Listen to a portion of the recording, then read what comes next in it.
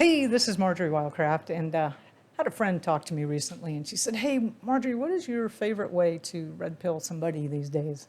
And I said, "You know what? I don't, I don't red pill anybody anymore.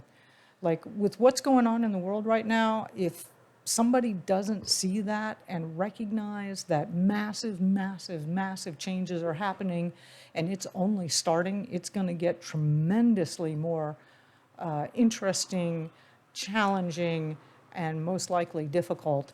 But if they don't see that already, I just don't, I don't want to, I'm polite to them and talk to them, engage whatever needs to be done, but I'm not going to try to wake anybody up. If they aren't awake right now and know what's going on, I would really use my resources to help people who do get it. You see the banking, the financial system, the food system, the educational system, our governmental systems, you see all of it collapsing, and you're proactively, getting backup food supplies, working in your community, gathering resources, helping to organize.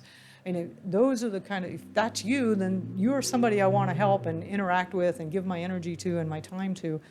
But otherwise, to other people who, there's still a lot of them, they're just sound asleep. I only come across as super negative. I'm so tired of that. I come across as a tinfoil hat wearer. I'm tired of that.